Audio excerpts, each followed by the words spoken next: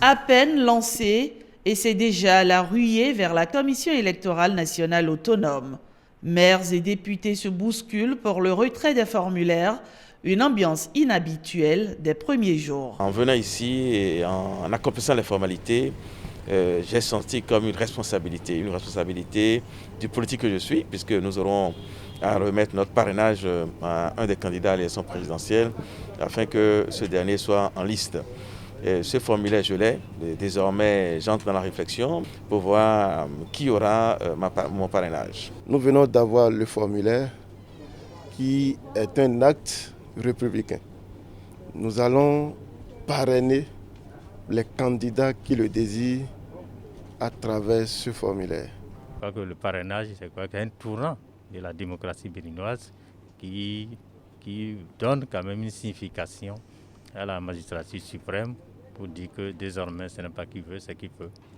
En tant que député, je suis venu alors retirer mon bulletin de parrainage. C'est un sentiment d'allégresse, de responsabilité et puis de fierté.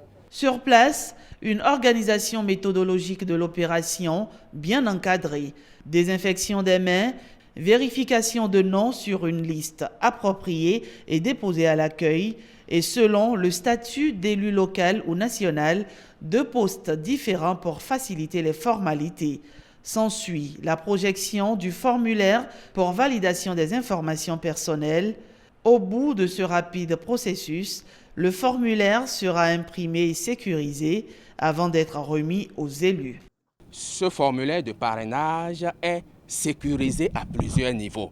D'abord, lorsque on tire ce formulaire, vous constatez la présence d'un code QR. Un code QR qui nous permet de nous assurer que le formulaire provient de la Sénat.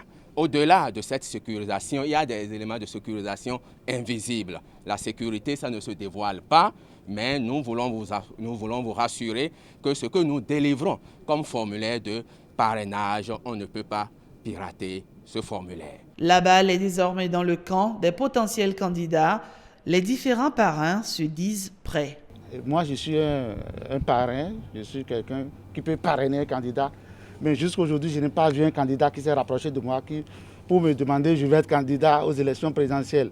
Je voudrais demander à tous ceux qui veulent être candidats de se rapprocher des parrains et leur demander leur parrainage avant de dire qu'ils ne seront pas parrainés. Et pour ma part, je voudrais rassurer tous les électeurs, toutes les populations, que le parrainage n'est nullement un facteur de blocage.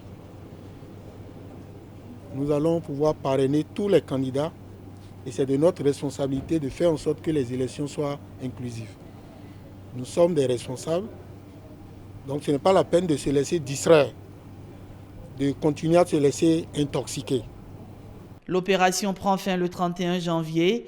Au regard du caractère éliminatoire du défaut de cette précieuse pièce qu'est le formulaire, dans le dossier de candidature, les acteurs politiques sont invités à se mettre au pas pour éviter le stress des derniers jours.